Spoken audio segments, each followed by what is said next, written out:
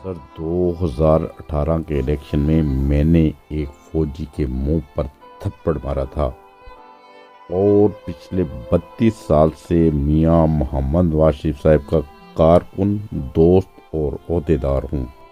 Sir ये शान है मरी के चश्मदीद गवाह हैं, बल्कि उधर मौजूद थे। वो तहरीर फरमाते हैं कि सबसे पहले तो मैं अपना तारुफ करवाना चाहता हूँ। मेरा नाम चौधरी अमीर अली विर्क है। फैसलाबाद शहर में मेरी रहाइश है और पिछले 32 साल से मियां मोहम्मद वासिफ साहब का कारकुन, दोस्त और ओहदेदार हूँ। छोटा भाई फैसलाबाद का नाज़िम रहा है, बीवी फौत हो चुकी है, अकेला घर में बच्चों के साथ रहता हूँ। दोनों बेटों की शादी हो चुकी है और साथ रहते हैं। अब आते हैं जुमा और हफ्ता की क़यामत खेज जो रात की तरफ। नाज़रीन आप देख रहे हैं हंसता वसता पाकिस्तान टीवी इंटरनेशनल। अब चलते हैं उस वाक़े की तरफ। सर मेरा बेटा, बहू और इनके 2 बच्चे बुध की रात नथिया गली पहुँच गए। जुमेरात और जुमा को बच्चों ने खूब एंजॉय किया।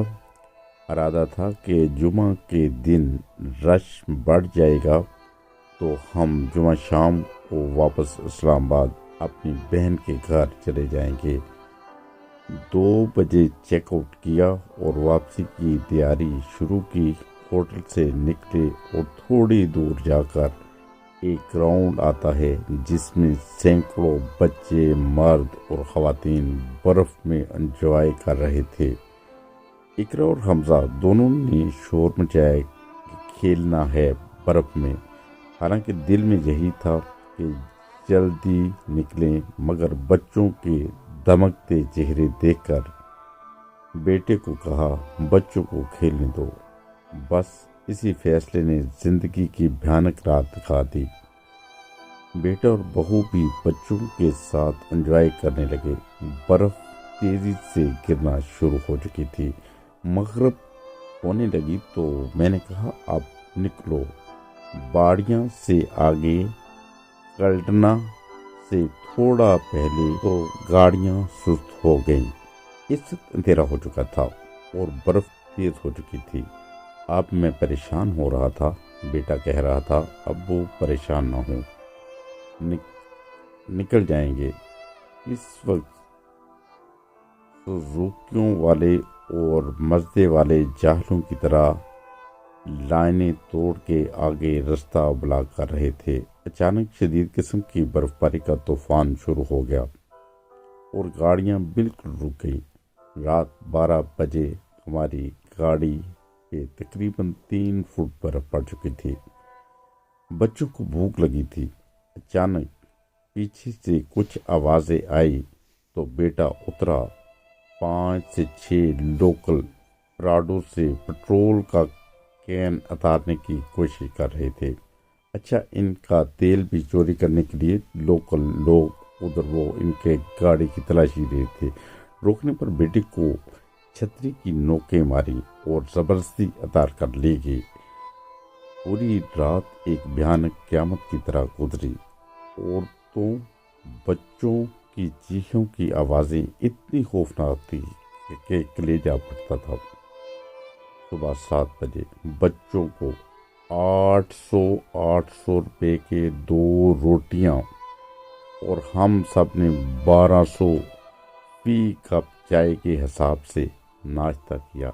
अभी भी तूफान जारी था और अंधेरा था। तकरीबन 9 बजे पेट्रोल ख़त्म हो गया। बच्चे ठठरने लगे।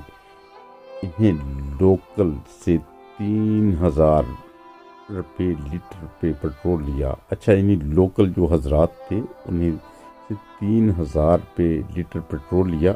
अब लोगों ने मरने से एक खौफ की फ़िज़ा बन चुकी थी। अच्छा, लोगों के जो मरने की उधर वफातों की खबर आई तो एक और खौफनाक सी वो फ़िज़ा बन चुकी थी। गर्ल्स अभी भी इसी तरह 1000 का अंडा दे रहे थे। अच्छा, मुर्गी का अंडा 1000 का दे रहे थे। अचानक सामने से कुछ फौजी जवान आते दिखाई दिए।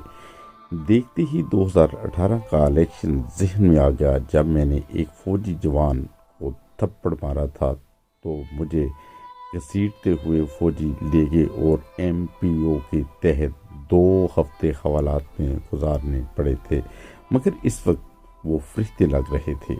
آتے ہی انہوں نے بسکٹ اور پانی دیا، تھوڑی دیر بعد پراٹھا اور چائے دی۔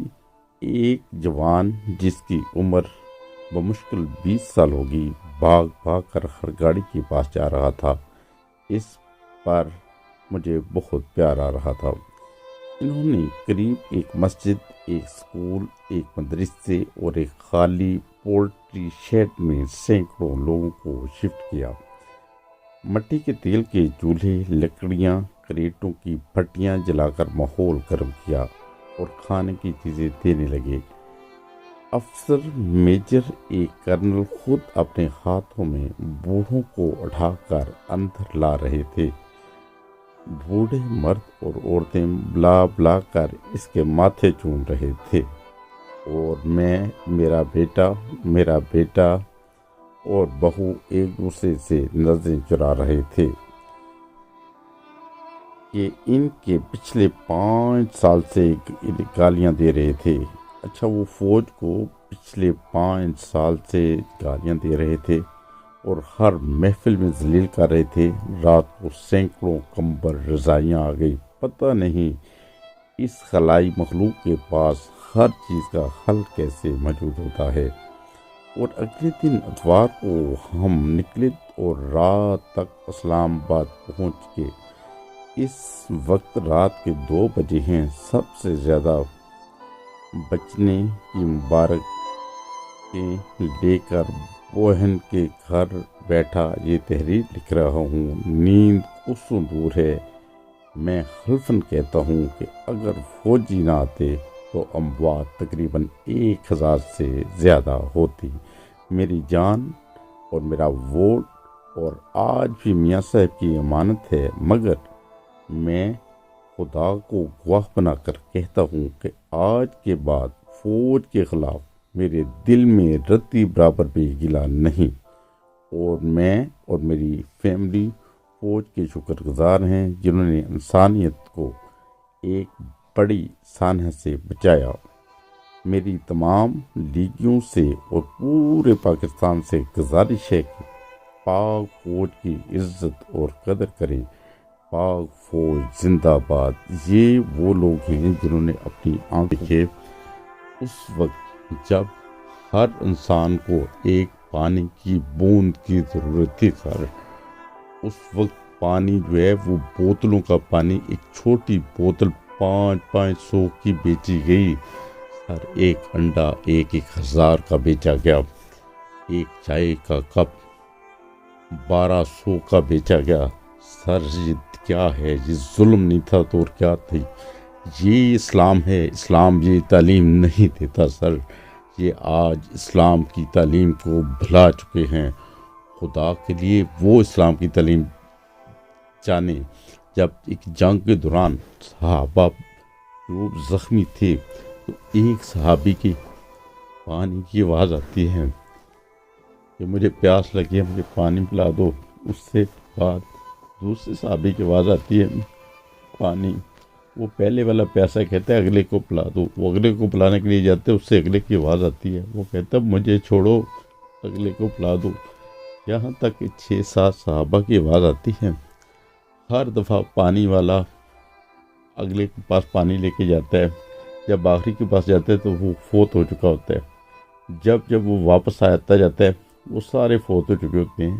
یہ ہے اسلام کی تعلیم، یہ ہے محبت کی تعلیم، یہ ہے سر ہمارے پیارے آقا حضرت محمد مصطفیٰ صلی اللہ علیہ وسلم کی تعلیم۔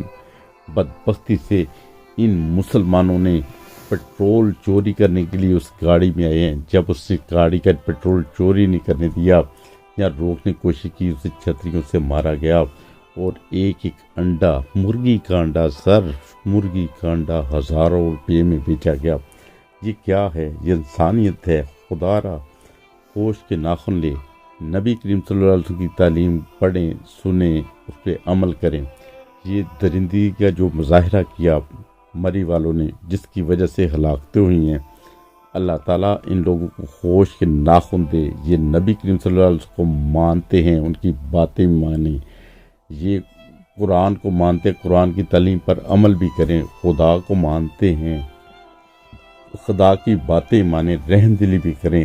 خدا را ایسا کوئی صورتحال پیدا ہو. یہ بہت دردناک واقعہ تھا، بہت دردناک مضمون تھا. اور اس بندے نے اس چیز کا بھی اظہار کیا ہے. جو دیکھیں واٹس ایپ کے اوپر، سوشل میڈیا کے اوپر جو فوج کے خلاف جو بولتے ہیں، جو زہر اگلتے ہیں، انہیں پتہ ہونا چاہیے کہ اگر فوج ہی ہے جو ہر مشکل وقت میں کام آتی ہے، سیلاب آئے فوج، زلزلے آئے فوج، ملک کا دفاع کرے تو فوج، کون سا ایسا کام ہے جہاں پہ کوئی بھی آفت آتی ہے فوجی جاتے ہیں، اپنی جان کی بازی لگاتے ہیں.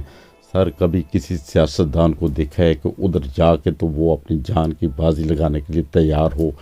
اس حادثے میں بھی کیا ایک بھی کوئی سیاستدان ادھر پہنچا ہے تو بتائیں، سوائے بردار صاحب کے. وہ پتہ نہیں بردار صاحب ہے کیا یار اس کا نام، وہ گئے ہیں ہیلی کاپٹر کے اوپر جھولا ایک لے کر آ گئے ہیں. وہ اس کی فوٹیج وہ لیک ہوئی ہیں. سر وہ ہیلی کاپٹر پہ جانے کا ماحول نہیں تھا ان کو. سر بردار صاحب کو انہیں جا کے گلے سے لگانا چاہیے تھا. بدبختی کا عالم ہے کہ وسیم اکرم تو وسیم اکرم ہی ہے. بس اللہ تعالیٰ ہمارے ملک کا حامل ناصر ہو، ان لوگوں کو ہوش کے ناخن دے.